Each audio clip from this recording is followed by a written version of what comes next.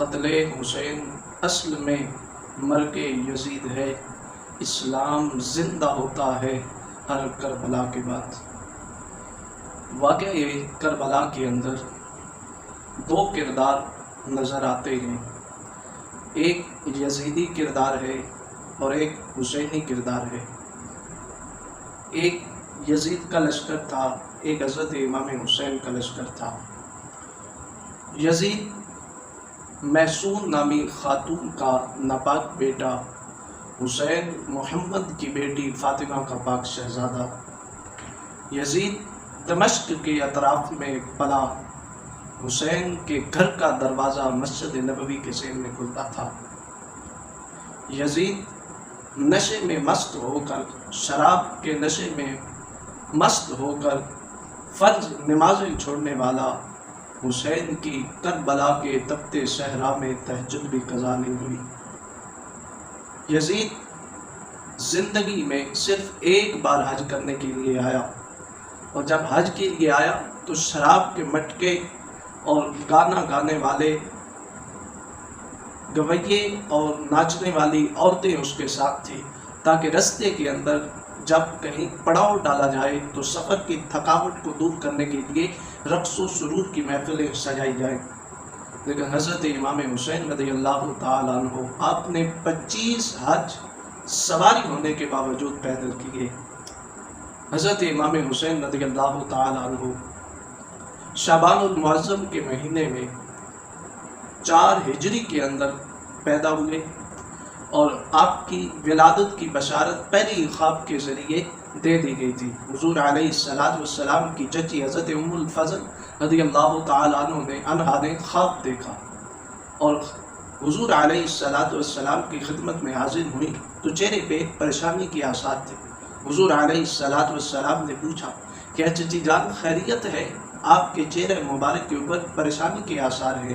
تو حضرت ام الفضل رضی اللہ تعالی عنہا نے سرکار کریم صلی اللہ علیہ وسلم کی خدمت میں عرض کی کہ اللہ کے پیارے محبوب، میں نے ایک عجیب و غریب خواب دیکھا ہے۔ حضور صلی اللہ علیہ وسلم نے پوچھا کہ کیا خواب دیکھا ہے؟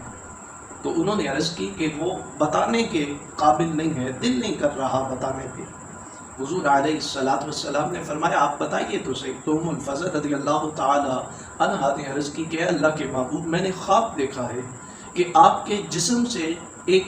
ٹکڑا میری گود میں گرا ہے۔ تو حضور علیہ السلام نے فرمایا یہ پریشانی والی بات نہیں ہے، بلکہ میری بیٹی فاطمہ کے گھر ایک شہزادہ، ایک بیٹا پیدا ہوگا اور اسے آپ کی گود میں ڈالا جائے گا۔ تو اس طریقے سے حضرت امام حسین کی ولادت کی بشارت پہلے ہی دے دی گئی تھی، اور حضور علیہ السلام اس شہزادے سے، حضرت امام حسین سے کتنی محبت کرتے تھے، کتنا پیار کرتے تھے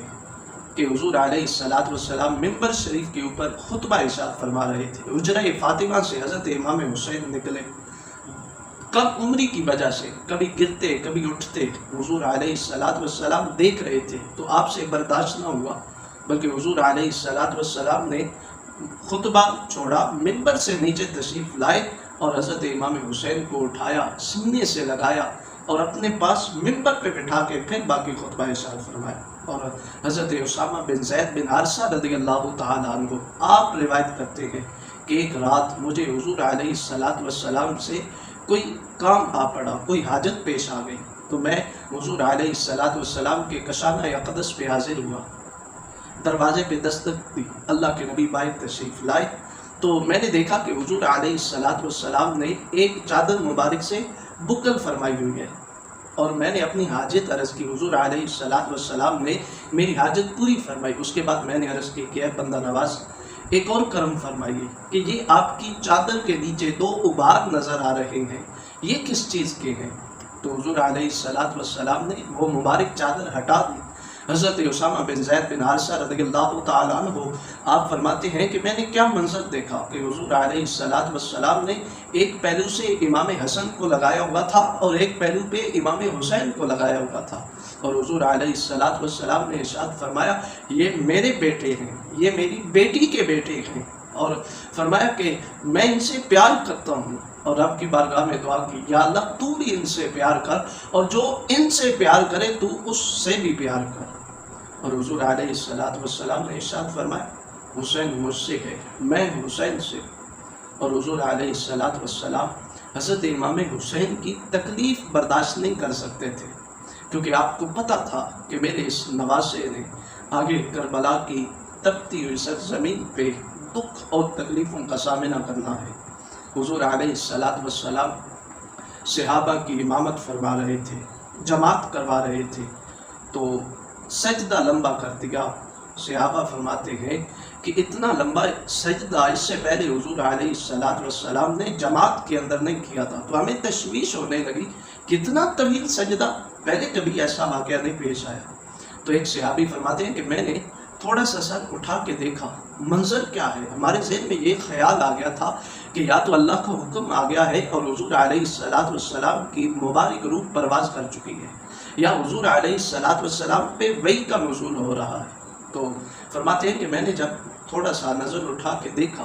تو کیا عجیب منظر تھا کہ اللہ کے نبی سجدے میں تشریف فرما تھے اور حضرت امام حسین رضی اللہ تعالیٰ عنہ حضور علیہ السلام کی پشت مبارک پہ تشریف فرما تھے، اور حضور علیہ السلام سجدے کو طول دے رہے تھے، لمبا فرما رہے تھے کہ اگر میں اٹھوں گا تو میرا شہزادہ، میرا نواسہ حضرت امام حسین زمین پہ گریں گے اور انہیں تکلیف ہوگی۔ تو حضرت امام حسین رضی اللہ تعالیٰ عنہ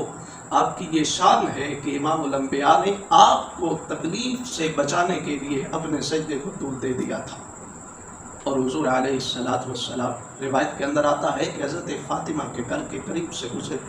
تو شہزادہ حضرت امام حسین کے رونے کی آواز سنی۔ حضور علیہ السلام جلدی سے حضرت فاطمہ الزہراء رضی اللہ تعالی عنہا کے گھر میں تشریف لے گئے اور فرمایا کہ اے میری بیٹی فاطمہ، حسین کیوں رو رہا ہے؟ اور ساتھ ہی ارشاد فرمایا کہ اے میری بیٹی فاطمہ، حسین کو رونے نہ دیا کرو، اس کا رونا مجھے تکلیف دیتا ہے۔ اور حضرت امام حسین رضی اللہ تعالیٰ عنہ آپ کی جب ولادت باسعادت ہوئی تو حضور علیہ السلام نے اپنے مبارک لعاب دہن سے گھٹی عطا فرمائی اور حضرت امام حسین کے مبارک کانوں میں خود اذان دی، اور آپ کا نام حسین بھی حضور علیہ السلام نے رکھا، اور آپ کا عقیقہ بھی 7ویں دن حضور علیہ السلام نے فرمایا۔ اور حضور علیہ السلام روایت کے اندر آتا ہے کہ کریم آقا علیہ السلام نے حضرت امام حسین کے ہاتھوں کو پکڑا اور ان کے پاؤں اپنے مبارک پاؤں کے اوپر رکھے اور ہاتھوں کو پکڑ کے فرمایا کہ آگے بڑھو۔ تو حضرت امام حسین نے آگے بڑھنا شروع کر دیا۔ حضرت امام حسین کے قدم مبارک حضور علیہ السلام کی مبارک رانوں پہ آ گئے۔ حضور علیہ السلام نے فرمایا اور آگے بڑھو، تو حضرت امام حسین کے قدمین شریفین حضور علیہ السلام کے مبارک بطن پہ آ گئے، اور حضور علیہ السلام نے بازوؤں سے کھینچ کے اپنے قریب کیا اور اپنی مبارک زبان سے لعاب دہن اپنی زبان حضرت امام حسین کے منہ کے اندر رکھی، اور حضرت امام حسین رضی اللہ تعالیٰ عنہ نے حضور علیہ السلام کی مبارک زبان کو چوسا۔ حضور علیہ السلام جانتے تھے کہ میرا یہ نواسہ کربلا کے اندر پیاس کی شدت کے ساتھ شہید کر دیا جائے گا، تو حضور علیہ السلام نے حضرت امام حسین کی پیاس کو اپنی زبان مبارک چوسا کے اسی وقت ختم فرما دیا تھا۔